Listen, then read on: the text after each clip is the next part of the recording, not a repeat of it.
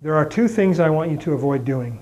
I call them generosity killers because they kill generosity. Doing either of these generosity killers is like taking this generosity killer and spraying them among your guests, causing your guests to want to spend less and leave early. The first generosity killer is long lines. Long lines typically happen at the event entrance, at registration tables, at bars, restrooms, food tables, and checkout. But the two most important areas in which you do not want long lines is at registration and at checkout.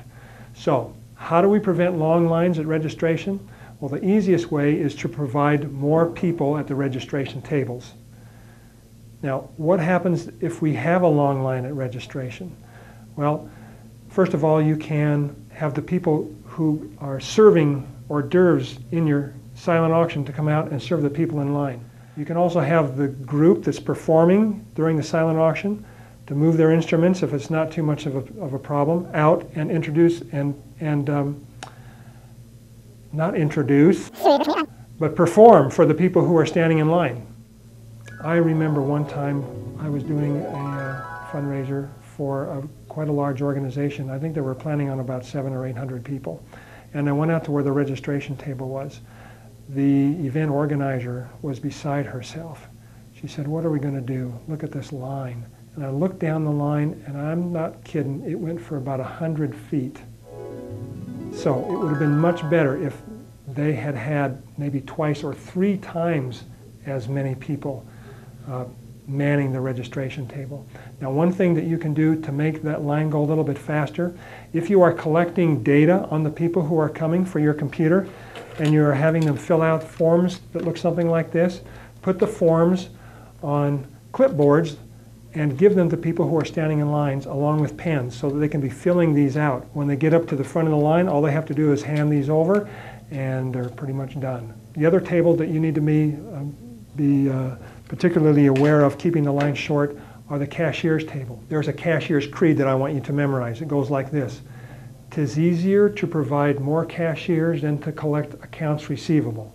And I think those people who have been involved with collecting accounts receivable will agree with me on that. So make sure that there's plenty of cashiers so that the people after the auction who stand in line don't have to stand in line for very long at all. You know about the law of evaporation. Where you apply heat to water, the water evaporates. Well, there's also a law that causes your guest to evaporate. It's called the law of boredom. That has to do with long speeches, long awards, long recognitions, long entertainment. Here's the rule of thumb that I want you to remember. Anything that is not raising money or getting guests in the mood to spend money is a distraction and should be avoided. Make sure that everybody who is speaking knows what their time limit is, and then remind them what their time limit is. The people who have the most trouble are people that are high up in the organization, or the people that are giving speeches who have benefited by your organization. Sometimes they can go on and on. You don't want your speech to go much more than, say, 5 minutes.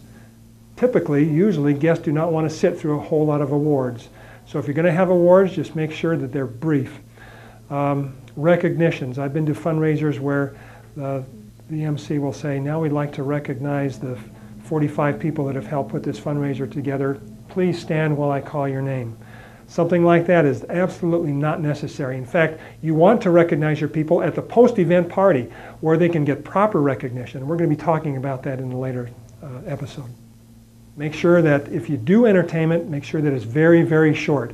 Most of the time, entertainment needs to be done before the fundraiser or after the fundraiser. I was at a fundraiser once where they had a lot of good entertainment. In fact, they had a concert just before the fundraiser really began. Well, it was part of the fundraiser, but it was before the silent auction and the dinner.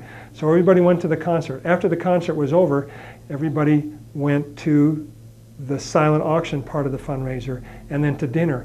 But the nice thing about that was the people who performed were also there and served as greeters, welcoming people as they came into the event. That was very cool. Dancing is something that I've seen work and not work.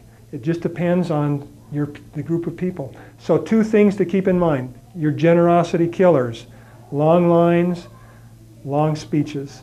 So, event planners, that's all for now. Until next time, may you find success shaking the money tree.